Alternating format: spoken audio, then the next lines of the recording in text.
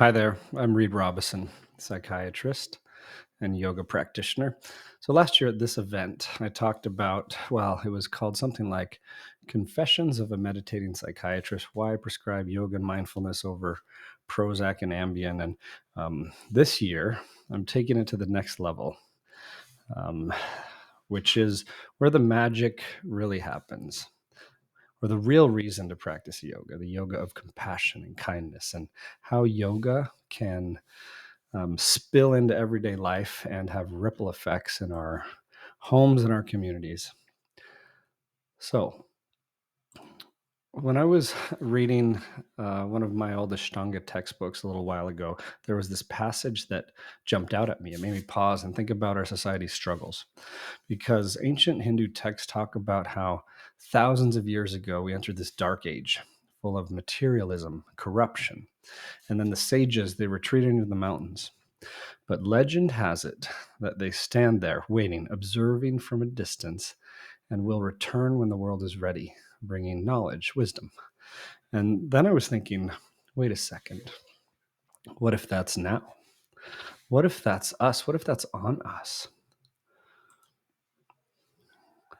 It seems to me that there is, in fact, a revolution going on of returning to consciousness and returning to contemplation, going inward.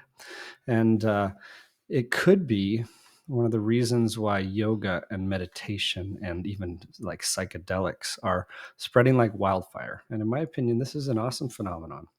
Even though I realize there's risks of spiritual materialism along the way and, um, diluting sacred practices, we need things that wake us up, that help us return to awareness, consciousness, to compassion.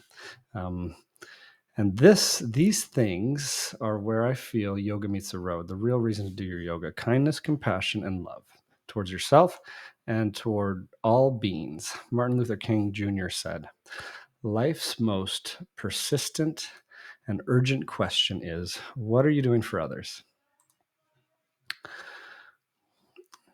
Our work is to realize conscious harmony, first in oneself, individually, and then in one's group, and then gradually between groups, and so projected infinitely out into the world. That's a quote by Rodney Collin. And so yoga, like many things that are profound, beautiful, and powerful, is at risk from being kind of spiritually stripped down by the modern world, being trivialized, diluted, reduced to cliches. And we do need to be careful lest the deep and eternal essence of yoga be misrepresented and packaged for personal profit.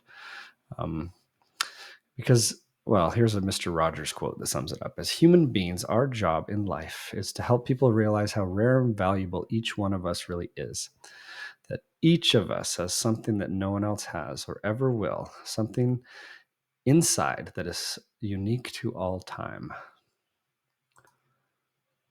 So at last year's YogaEx event at this conference, I spoke about the science of yoga, listing off the growing evidence that supports the countless benefits of the practice. But this year, I really just want to focus on one thing. Is our yoga practice making us better humans?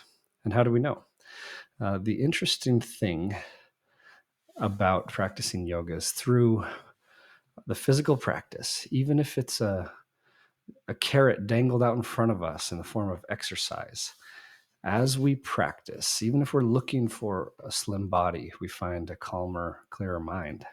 Even if we're going for strength, for stamina, we find increased determination, more concentration. Even if we just came to yoga to try and be a bit more free from back pain, we may just find freedom from compulsive anxiety. If we're seeking relief from, say, respiratory conditions, we might find some of that and some bigger reserves of physical, mental, emotional, spiritual energy. In trying to release our tight shoulders or stiff neck, we might find a new level of enthusiasm and joy for all life. Because at the center of your being, you have all the answers. And what I love about yoga is that you don't have to take it on faith alone. It can be systematically tested in the laboratory of your own life. So let's dive in a little deeper and deconstruct the practice a little bit and take a look how we can use it first to improve ourselves, but then even more importantly, how we can use it as a force for good in the world. Because, well, we live in a world full of paradoxes, like a big fat cruise ship with all the luxuries but no compass. We have these big, wide freeways but narrow viewpoints. We have tall buildings but short tempers. We get more and more degrees but less sense. We have more experts, less solutions. We've guided missiles but misguided humans. We've been to the moon and back, but we struggle to have a conversation with the person across the street. We split the atom, but we have not split our prejudices. And we aim for higher and higher wages and salaries and incomes and wealth, but we, in the process, are at risk for lower and lower morals. The irony of our times and what to do about it? Well, in my opinion, it starts with a pause, taking a moment to be more conscious, more aware, to reflect on the implications of what might happen from one misplaced word. We take a moment, we pause, and we reflect on that unnecessary argument we know we didn't even need to have. Maybe we speak in a slightly different tone. Maybe we remember to bring empathy back into the moment and really connect with people on a whole new level. So yoga provides us with a systematic way of getting there. It's not a religion, it's a system of life. It's a practice, and it's not the only practice. It's just one that I quite like, because yoga shows us the path from point A to point B of waking up and coming back to our center, going inward and bringing that yoga of kindness and compassion and love outward. Because most of our lives these days tend to be spent in less than an ideal state, like a distracted state. We rehash what just happened. We obsess about tomorrow, and then we miss the magic of how things are actually unfolding. And with these chattering monkeys in our brains, these illusions, the selfish worries, it's actually pretty impossible to be completely here with empathy and compassion. But once these obstacles and false identities have been set aside, even if it's just temporarily, like for a moment, the true self, which has been there all along, just naturally starts to shine through. The rest of the time, when the true self is not shining through, we are so entangled in our false identities that we literally don't even see that this misidentification has happened. It's because most of us are, in fact, asleep, and we need to wake up. And that awakening to the self, to the true nature of what's inside us, all of us, and how we're all connected, that's what yoga is all about, in my opinion. Because as humans, we don't really ever see anything directly. What we think we see is just a representation of reality, a translation formed by the eyes and the brain. And this is a tangent I'm going off of for the love of neuroscience, just because I like to geek out on these things. But sometimes it helps me remember, helps me explain to others that when we're looking at something, like light enters your eyes through the cornea, then the pupil, then onto the retina in the back of your eye. The retina contains these millions and millions of tiny photoreceptors, rods, cones, rods for light and dark, cones for color. So to an animal without cones, you can't see a rainbow. So you don't look at a rainbow. You create it at a place on the retina called the fovea, or blind spot. Excuse me. There, at this blind spot, there are no rods, no cones, because this is where the optic nerve forms. And in everyday life, we have these blind spots. And they go unnoticed because our brain is wired to subconsciously fill in the gaps. The optic nerve then carries the electrical information from the light that came in and started this cascade of electrical transmission. And it sends the message from the rods and cones back to the visual cortex in the brain, where it gets interpreted as this unique visual image based on our unique genetic makeup and our unique experiences up until this moment. Everything that we've ever been through has shaped our brains and how they process things. So to give us depth perception, we're actually cobbling together two images from two different views, one from each eye. So if we stare at something too long, sometimes our rods and cones get saturated or burnt out, and we're left with this after image of what we were staring at, but in the opposite color. So if you stare at something bright yellow for a while, and you're left with the blue after image of that thing, even when you've taken your gaze elsewhere. I think you can probably relate if you remember last time you stared at a bright light, looked elsewhere, or the sun. So everything we perceive, all this, I'm just getting back to the point that everything we perceive is really just a visual illusion. I'm sorry to break it to you. Our senses are not infallible, so beware. Our brains might, and actually often do, misrepresent things. Oliver Sacks, one of my heroes of neuroscience, said it well. He said, every act of perception is to some degree an act of creation, and every act of memory is to some degree an act of imagination. So the bottom line is this: everyone has a story left untold. We don't see things exactly through each other's eyes, but we can and should try. We're all looking at life through our unique set of glasses, shaped from our DNA and from every experience we've had up until this moment. And how would life be different if we stopped making judgments and assumptions about the people and situations we encountered? What would happen if we decided to be generous in our interpretations of each other's behaviors? Always. What would happen if we always sought first to understand? So you may have heard the analogy of the wave, where we're all part of this vast ocean of consciousness and love, and we think we're separate, but we're really not. And we're really just expressing ourselves like a wave. But I'm going to present this as a chocolate analogy, just for another perspective, another way of looking at it. There's this yoga teacher I admire out of Boulder, Colorado, Ty Landrum, who took over the Ashtanga center out there for Richard Freeman as the lead teacher. And he said, there is no inside or outside, there's only truth. Whatever our diverse backgrounds might be, we are all looking for the same truth. And if we sustain an abiding sense of our togetherness, we will be that much closer to its realization. And this applies, of course, to much, much more than just yoga. A dear friend told me the other day, competition isn't real, only excellence is real. So this is our roadmap. The 8-limb path of yoga, or one of the roadmaps. This is the roadmap I'm describing you today as one path up the mountain, one that I'm a fan of.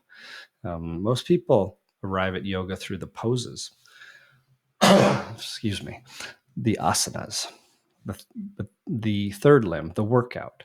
But then they become progressively more interested in the other limbs, and yoga becomes more of a system of living than a workout.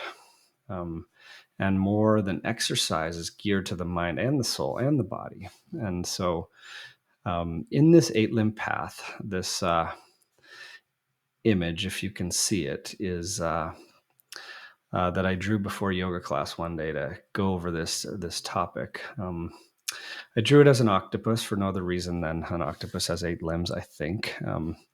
And the first two, the yamas and niyamas, are kind of the foundation everything's built on. The yamas are the 5 moral restraints, and they address how we relate to others, living in a way that's gentle and balanced. Like one of them is ahimsa, that you may hear from Yoga Sutra study or yoga class, which means do no harm to self or others. Or you may have heard the term satya, truth, or brahmacharya, moderation. And then the second limb is the niyamas, the 5 observances about how we relate to ourselves.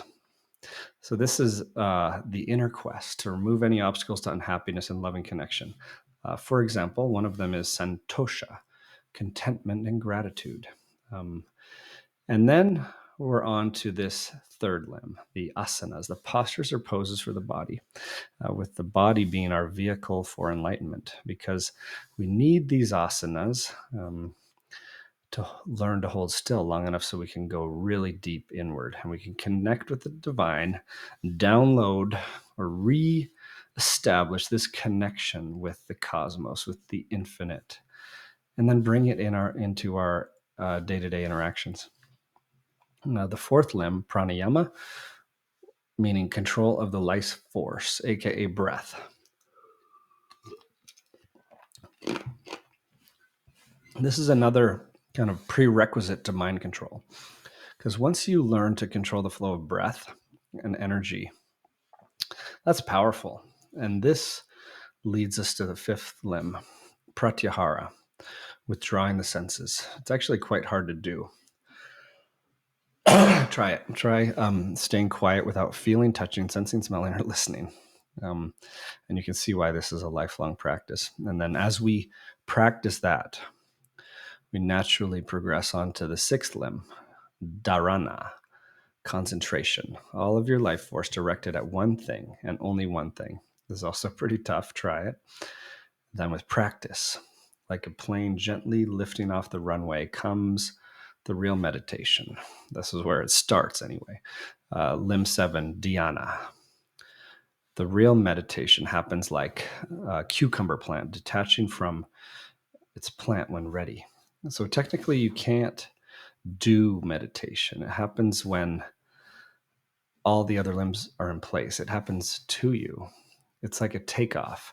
It happens when you're in this balanced, healthy, peaceful state, able to sit and concentrate. And then finally, through the practice, we come to the eighth limb, or we touch into it more and more, a state of samadhi, bliss, unbounded awareness, which is the goal of yoga.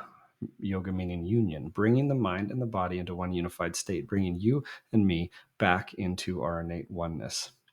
So if this is confusing, let's just go for it backwards and see if it's helpful to flip it upside down. So say you want samadhi meaning that divine bliss that defies description. Sound pretty appealing?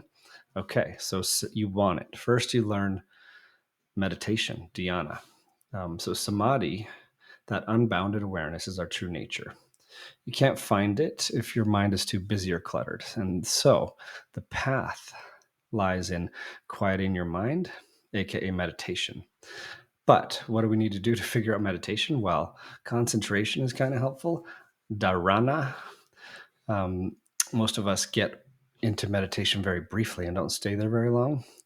But the goal is to perpetuate this state via concentration. And how to concentrate? Well, first, you kind of need to learn to withdraw the senses, pratyahara, and focus inward. Because concentration is kind of ruined by outward distractions. Not ruined, it's thwarted. And how do you concentrate and focus inward? We have these tools like pranayama. Let your breath take you there. The breath is the brain's remote control. Control the breath, control the mind. Breath control seems hard. It is. It's especially hard if we do not practice it. Look at the gains in breath work that people get by practicing yoga, by practicing Wim Hof, by practicing pranayama. It's pretty striking how amenable to change this is. And but before any of this, lest you, well, okay, the other limb that precedes pranayama is asana. You need to have the physical practice help you balance and regulate your energy expenditure. I love this definition of fitness, that it's to do more while breathing less. So with the asanas and the pranayama, we can learn to hold these difficult poses without so much effort. There, you still need effort, but it's a balance of effort and ease. And so before even the asanas, before any of this, lest you misuse these yogic superpowers, it must all be built on a foundation of ethical guidelines, which are the niyamas, or the observances, and the yamas, the restraints. So there you have it. Forwards and backwards, the eight-limbed path of yoga, eight-limbed path, Ashtanga meaning eight, Ashta meaning eight, Anga meaning limb. And this is just one of many yoga paths and one of many paths up this mountain of consciousness. So as you probably know, a couple thousand years ago, a guy named Patanjali distilled the knowledge of yoga into a system broken into 196 sutras. He wrote the Yoga Sutras. Sutra meaning thread. He said that he was not going to discuss the Yoga Sutras unless 1,000 people got together. So they did. 1,000 plus people gathered in the Vindhya mountains to have a listen, and Patanjali stayed behind this curtain, legend has it. And he transmitted his knowledge to the people that gathered there, and each of them absorbed this knowledge by just feeling it. Pretty dang cool. Huh? There's this one Yoga Sutra that appears. It's in chapter 2, number 42, and it's been on my mind lately because I think it's one of the secrets to living fully. It reads, "From contentment unsurpassed, happiness is obtained." Because happiness is within our reach, and that doesn't mean happy all the time. It means the way to reach it is through this path of contentment. It's kind of like a gratitude practice, but contentment is a state of being at ease in one's situation, at ease in one's body and mind, being satisfied with what we have, who we are, and the path we're on. It's not a lazy concept. In order to be content, we need to have won and lost and gained and given up and failed again. And we need to have really stumbled, live fully in that arena of life and not just from the sidelines. And we need to then be okay with our successes, with our failures. And because contentment is the acceptance of everything that's happened in our lives so far to get us to this moment, and then the willingness to live fully now.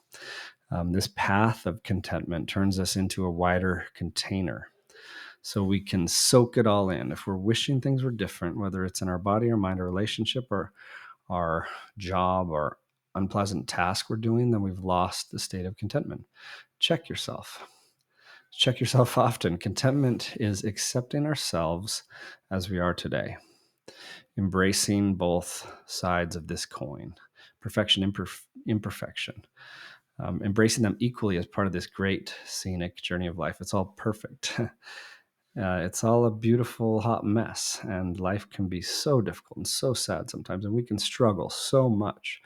But contentment gives us this tool, this ability to remain present and open to this specific moment, whether we woke up to ocean sounds on the beach, birds chirping in the mountains, crying babies, a barking dog, noisy garbage trucks, or whatever it may be. And then we accept those around us as they are, not as we wish they were. And then this attitude of living, embracing all the experiences as they are and not wishing they're different, that seems to be the secret weapon to lasting, unsurpassed joy and peace and tranquility. So I guess to sum up that long-winded Yoga Sutra rant, when life gives you lemons, take them, because free stuff is cool. And I've learned this, this is a Maya Angelou quote.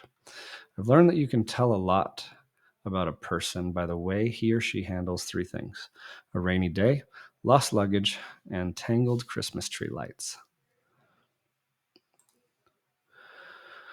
Here's an email and a nice reminder from one of my twins, age 7 at the time. And looking at the number of emails on this screenshot, it says something like 73,484 from my inbox. This made me chuckle because you've probably heard of this thing called inbox zero, where you try to clear your email inbox to empty at all times, or at least every day, something I gave up on long ago. Because worrying about perfection too much costs us our happiness. We often feel like We have to live up to the standards set by the places we live in, the people we love, the people we work with, the people around us, and the beliefs that we happen to be born into. Standards are great if they're your own, but if we're trying to constantly measure up to an impossible yardstick placed in front of us by others, it's a recipe for disaster, judgment, guilt, shame, discouragement, even despair. So the problem is that it's super hard to be self-forgiving and self-loving when we feel like there's a wrong path and a right path. That kind of anxiety creates such a negative mental turmoil and puts us in such a state of crippling indecisiveness, which, I don't know, decidophobia, is that a thing? We become sad and stuck in and afraid. So what do we do about it? Well, Alan Watts says, you have to regard yourself as a cloud. Clouds never make mistakes. Did you ever see a cloud that was misshapen? Did you ever see a badly designed wave? No, they always do the right thing. And if you will treat yourself for a while as a cloud or a wave, you will realize that you can't make a mistake, whatever you do. Because even if you do something that appears totally bizarre, even if you mess up, it will all come out in the wash somehow or another. Then through this capacity, you will develop a kind of confidence. And through confidence, you'll be able to trust your own intuition, something that we've forgotten, something that far too many of us have lost. So every choice that you've ever made has led you to this moment. And the path you've chosen right up to the here and now has been the right one for you. And so rather than beating yourself up, try cheering yourself on. And rather than beating each other up, let's cheer each other on. It's like Amy Poehler says about champion each other's choices and successes. Good for them, not for me. There are no mistakes because faults aren't faults, but rather an expression of what it means to be human and experiences that let us dive deeper into the meaning of our lives. That's what mistakes are. This isn't a green light to go do stupid stuff. It's an invitation to relax, to be gentle with yourself, to follow your own intuition using all the available data you have, knowing that it's limited, yet the choices and outcomes are infinite. And then sticking to your own personal standards, doing the best you can with what you have, and then doing it again and keep on practicing, learning, growing. And maybe that's how we end up with a world full of shiny, happy people who are diverse and interesting and doing good things. So, just a friendly reminder that stressed, spelled backwards, is desserts. So imagine with me filling up a glass of water. You might try this at home because we all need to drink more water anyway. Drink more water. Now raise your glass, hold it up, keep it there, and count to 1 million. How heavy is it? 8 ounces, 10 ounces? Well, the absolute weight doesn't matter. It depends how long you hold it. Hold your glass for a minute, no problem. Hold your glass for an hour and your arm starts to ache. Hold it for a day, you need an ambulance. In each case, the weight is the same, but the longer you hold it, the heavier it becomes.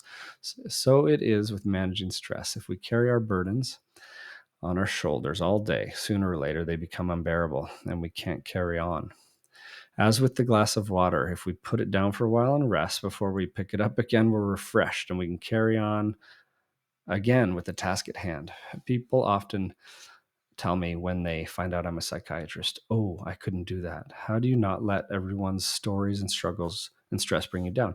I just tell them that if stress burned calories, I'd be a supermodel. I'm just kidding. I don't say that at all. The same principle applies to all of us. Before you go home tonight, put the burden of work down. Don't carry it home. Certainly don't let it squash you while you toss and turn in restless sleep, because whatever burdens you're carrying now, you can set them aside or let someone help you hold them for a moment. You can relax and breathe and pick them up again after you've rested.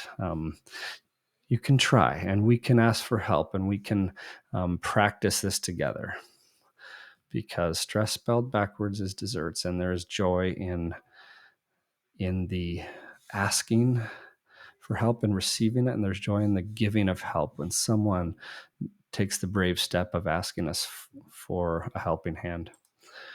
So in many shamanic cultures, if you went to a medicine person complaining of being down, disheartened, dispirited, depressed, they wouldn't give you immediately a prescription for an antidepressant. They would ask you a few questions like, when did you stop dancing? When did you stop singing? When did you stop being enchanted by stories? When did you stop finding comfort in the sweet territory of silence? When did you stop going into nature? But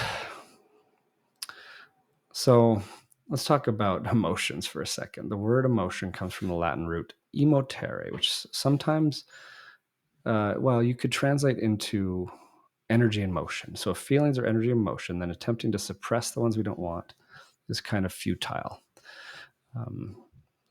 Because emotions have a purpose. They are wisdom, adaptive signals from within the body that give us information about how to navigate life in a good way. Like fear warns us, anger protects us, tears might cleanse.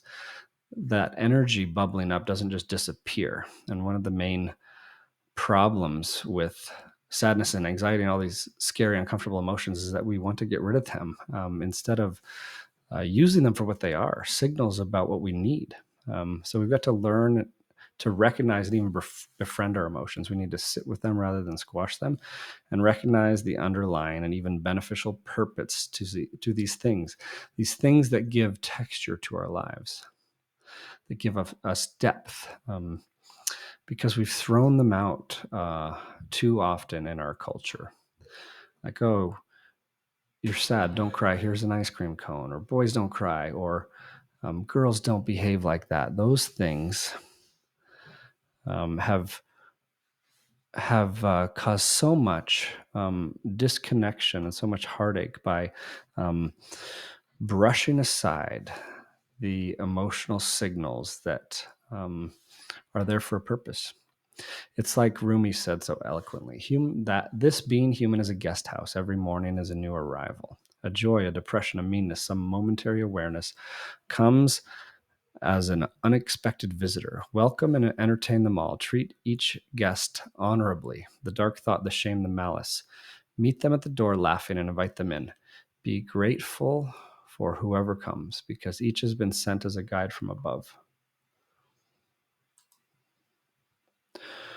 So I think this is an important point worth dwelling on for a minute. Thinking of the yin yang. Picture it in your mind. There's the dark and the light, and the speck of the dark and the light, and the speck of the light and the dark. Everything contains a seed of its opposite. Darth Vader had the seed of goodness, and Luke had the potential to follow his father to the dark side. The universe is in this constant oscillation of the forces of yin and yang. And in the ancient Eastern schools of thought, this was often called the Tao, Tao, Taoism, and has two sides like the Force. Taoism teaches us that we need to learn from both sides. Unlike Western religions that often teach that there's a higher power that is all good and an evil rival that's bad, Taoists believe that if you live in harmony with the way, you don't have to fight against the natural flow of the universe, and you can instead effortlessly ride this wave of life. Okay, not effortlessly, but it's a lot better than swimming upstream. So practically speaking, what do? We listen more. We argue less. We don't worry about being the best. We just be. We be who we are. We go with the flow. We live simply, flexibly. So neither yin nor yang are absolute. Nothing's completely yin or completely yang. Every aspect contains a beginning point for the other aspect. Just as day becomes night, night becomes day, it keeps on going. Yin and yang are interdependent upon each other, so that one requires the other to be complete. Good requires evil. Happiness requires sad. The challenge is to find the balance, like the sage in Taoism, who's forthright but not hurting, sharp but not wounding, candid but not crude, shining but not dazzling. That's from Lao Tzu or Lao Tzu and the Tao Te Ching. There will always be pain and there will always be pleasure, but what's not always there is balance.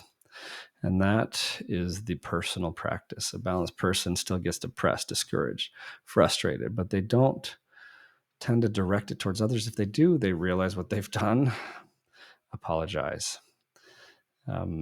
Balance is to choose contentment, to choose to work on this stuff over and over. This balance is to feel that the purpose of life is love, not necessarily be loved.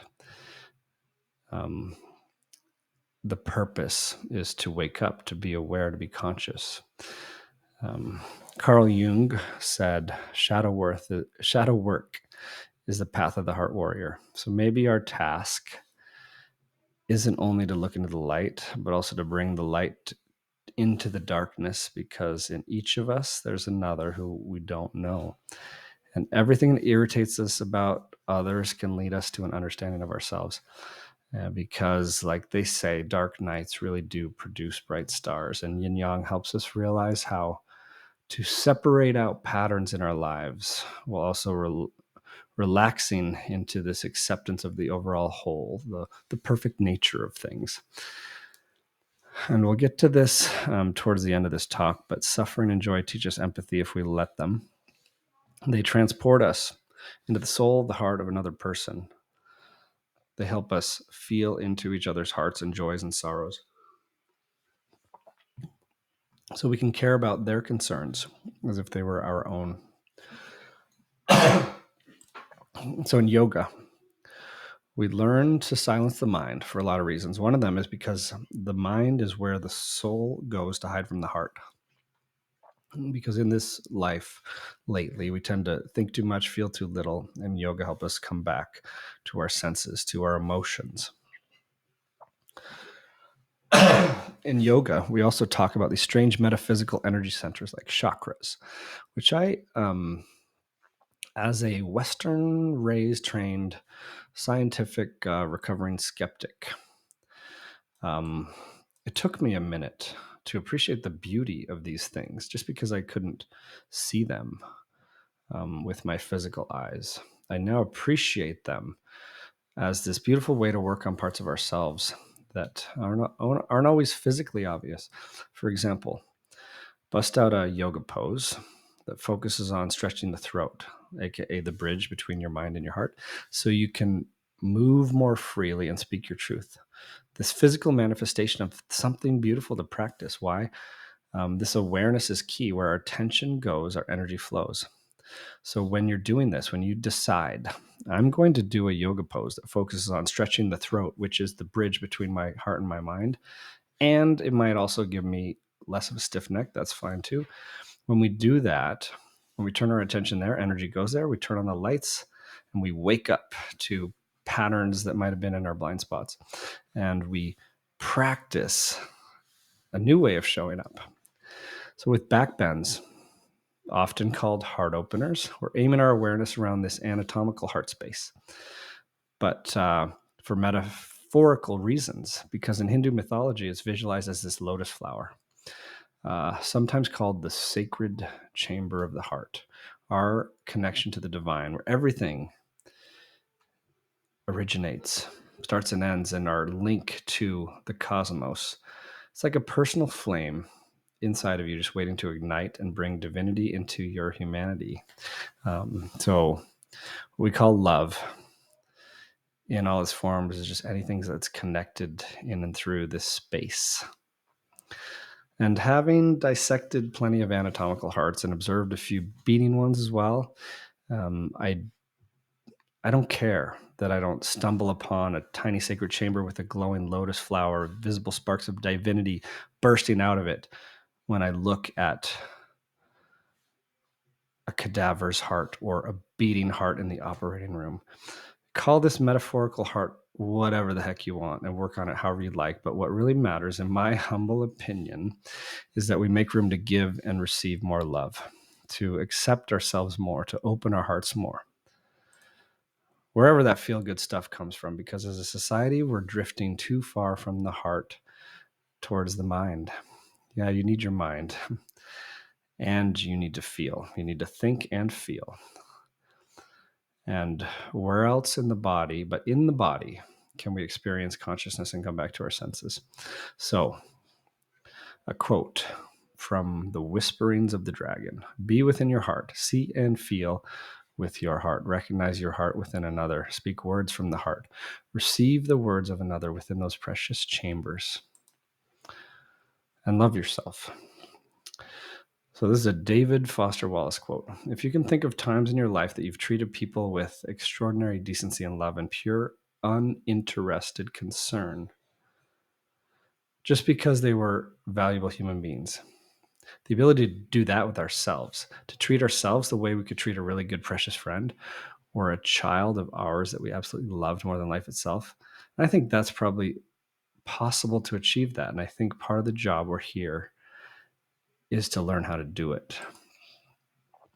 So if you're under the illusion that things outside of you are what completes you, you'll always be a victim, because everything needs to change to make you happy and keep filling you up over and over. And just a word on social media, this is coming from a user of it. You can find me on Instagram, Snapchat, Facebook, Twitter, LinkedIn. And I really do appreciate how these things are providing us ways to connect and share creativity. But there is, as we know, a slippery slope. And as with many things, there's something in psychology that I think is worth being aware of called variable reinforcement. It's how slot machines work. And social media, accidentally on purpose, exploits this. Our phones. Okay, so our phones are never more than a few feet from our head. We check them all the time. And every now and then, bam, a new light comes in, which creates or leads to this little fleeting spike in a neurotransmitter like dopamine, and then it's gone. And then we check it again, nothing. Uh-oh, check it again. Bam, there's another like, another spike of dopamine. Oh, and a comment, sweet, another microdose of dopamine. It's this randomness of gratification that like B.F. Skinner would call variable reinforcement. It's that randomness of gratification that makes it especially sticky for our neuroplastic and prone to addiction minds. So don't get me wrong, tech is super cool, super fun, until it eats your soul. It's just kind of tragic to see the toll that this mobile revolution is having on our consciousness, our relationships. And when we're with friends and family, but we're staring down at glowing screens more than into each other's eyes, it's really sending a message to them that they don't matter as much, then that operating this gadget means more. But luckily, being busy and mentally elsewhere is a choice and not a fatal, untreatable condition, because every buzz and ding of your iPhone provides another chance to decide where we place the people we're with. Do we place them on the ignore side of interruption or not? Try it.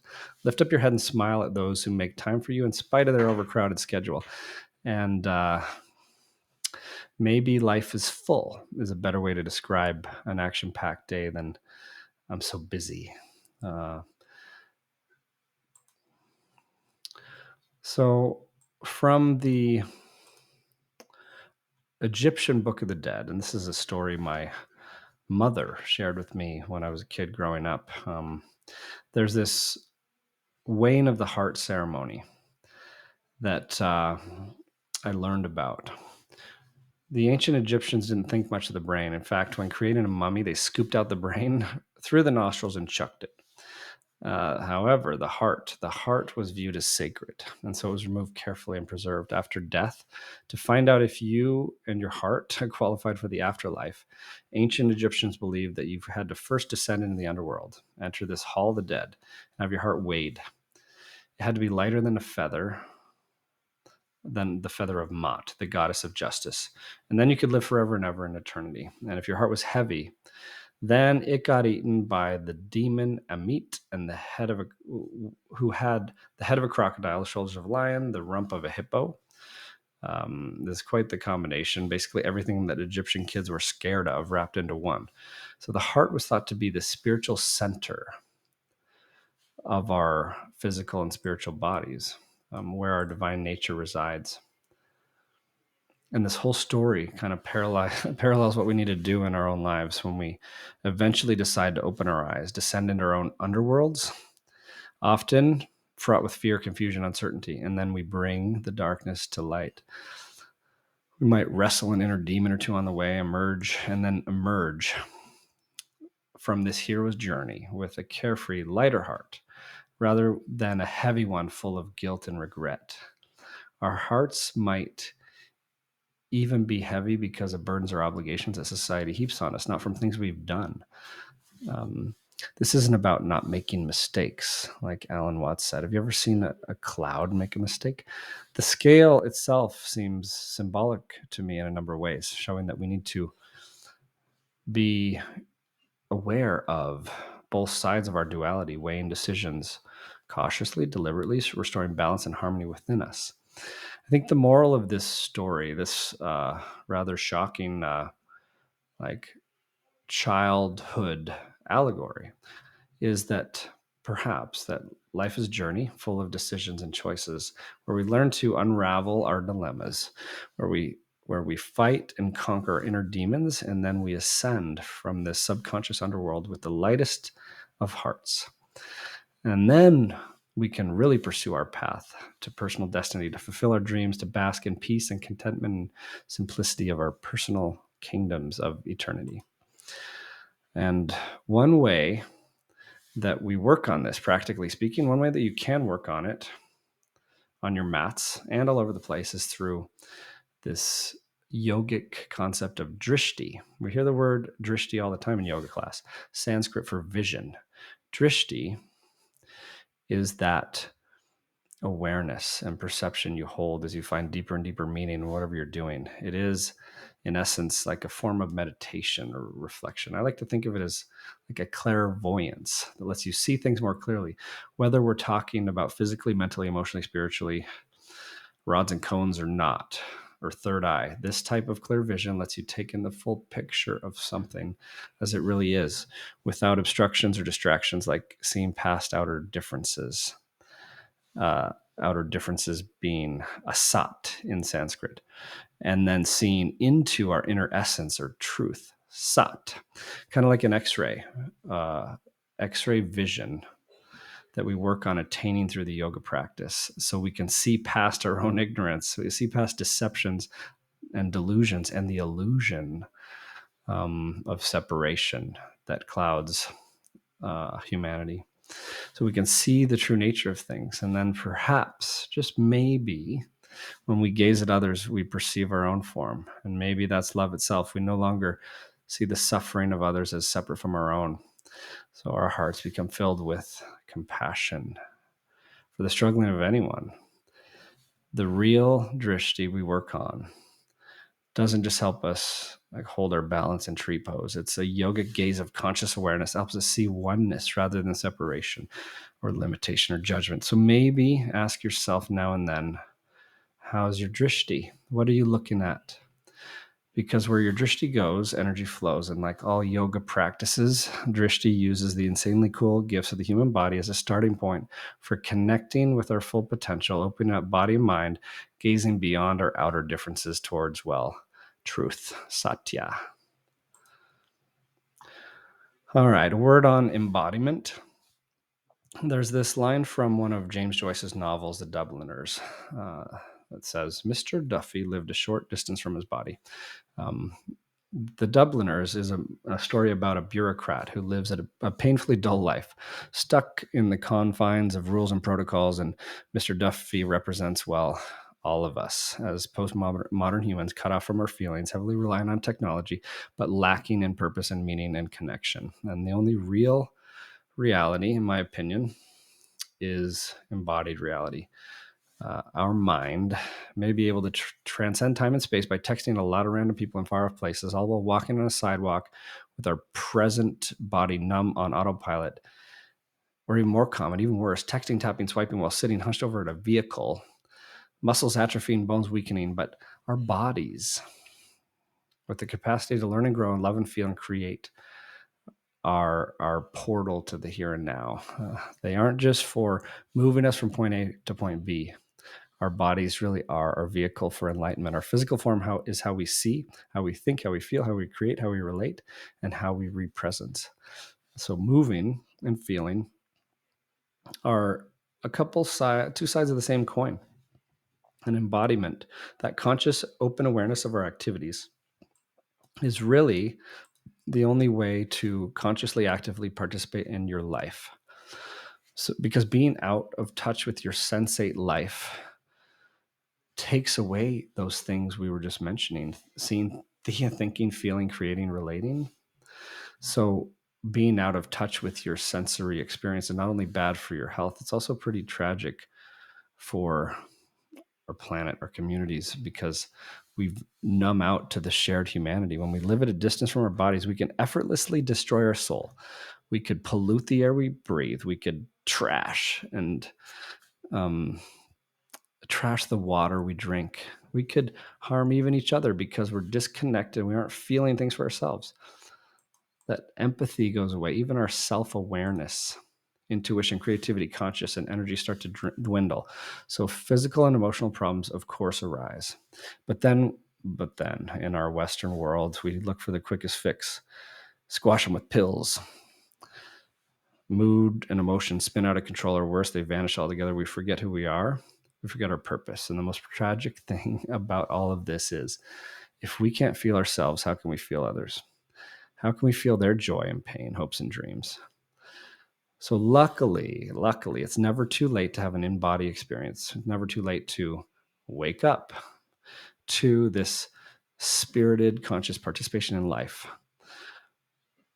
with the full expression, purpose, movement, sensation that our bodies allow for us, and finally coming home to this marvelous, like, human embodied experience that we call life. So in Ashtanga, there's an opening chant that includes some fun nuggets of wisdom. One line in there says, Nishreyase Jangali Kayamane Samsara Hala Hala Moha Shantye. It's kind of fun to say. Try it. Samsara Hala Hala. But it has some cool metaphors woven in there. Nishreyase means beyond better, not just flexible, but optimizing mental, physical, even spiritual well-being. Jangali Kayamane is the jungle physician and the snake charmer, one who's able to cure and heal. The healing and growth potential of the practice itself is without equal, in my opinion. The snake charmer metaphor illustrates how, through the practice of self-healing, Jangali Kayamane, the jungle physician, the poison or ignorance in us comes under control, like the snake charmer controlling a venomous snake. Samsara hala hala moha shantye, who removes the poison of the ignorance of conditioned existence, who destroys the poisonous web of samsara by reducing the illusions that bind us. Samsaras are patterns, endless rounds, ruts we get stuck in, and we're often unconscious to them, conditioned. We have reactive reflex responses that create these negative and sometimes poisonous delusions. Hala hala.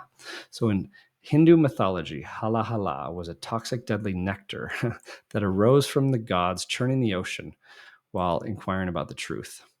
Hala hala was washing up onto the beaches, and the gods didn't know what to do with it. So Shiva, the destroyer of imperfections, appeared, and he's like, I got this. And he drank it. He didn't swallow it. It was poison. But he put it in his mouth. He held it without accepting or rejecting. The poison turned his throat blue, giving him the name Nila Kantu, the blue-throated one. But anyway, the moral of the story is that yoga is a vehicle for guiding the seeker inward, to purify and calm, santiyai, calm, our delusions, moha, accessing deep internal awareness where peace and strength and wisdom reside, thus reducing the grasp of the illusions that bind us. Pretty cool, huh? So then, once we've accepted ourselves, everything about ourselves, past, present, everything that got us to this point, the good, the bad, and the ugly, then and only then can we really share that with others. The love we find from accepting ourselves fully. You don't find true love. You have to be it. You have to, it's, love is a verb. It may sound cliche, but love isn't do this for me and I'm going to do this for you. That's not what love is. Love is I'm going to do this for you because I want to do this for you. From one of my favorite kids' books, Love Begins When Nothing is Looked For in Return, Antoine de Saint-Exupéry. From a grown-up book I read not too long ago, Robert Holden in Lovability said, "Love is your destiny. It is the purpose of your life. It is the key to your happiness and to the evolution of the world." So when you think something is missing in a relationship, just assume it's you and take responsibility for radical self-acceptance and self-love, and then radically, unconditionally sharing that with others. Because here in the Western world, we're so prone to divide thoughts and feelings into separate categories, a dichotomy that's kind of puzzled me a bit, because feelings are often brushed aside as unimportant interruptions, pesky things. But what if the metaphorical heart and mind are really just one? Because, like in Chinese, there's one word for heart and mind combined called Xin, Xin, Xin, meaning heart, mind, or core. So when you feel, you think. When you think, you feel. Think, feel about it. Your mind and heart are connected. So Confucius taught that we need to focus on the here and now and nurture our relationships with those around us to the best of our ability. He taught that cultivation of the self and human relationships, cultivation of the self through human relationships, was far more important than social status, material wealth, or reputation. So Xin, or your heart mind, at the core of your being, is the root of all physical and mental experiences. Is not only the seat of your emotions, but your thoughts, and helps guide you on your way, and can lead to loving connection, deep contentment.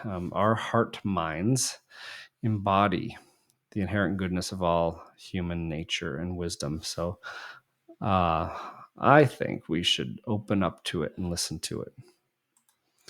So as we practice, this is our work. Meditation, there's a quote by Sing Yun. Meditation will not carry you to another world, but it will reveal the most profound and awesome dimensions of the world in which you already live. Calmly contemplating these dimensions and bringing them into the service of compassion and kindness is the way to rapid gains in meditation as well as in life. So the real meditation is, in fact, how you live your life.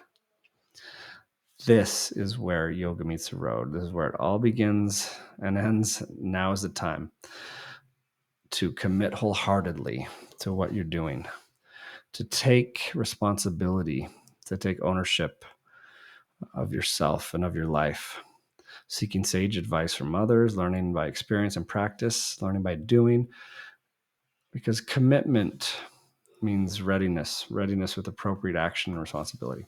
So I'll leave you with 3 principles to consider for living. Number 1, enjoy your life, contentment, gratitude.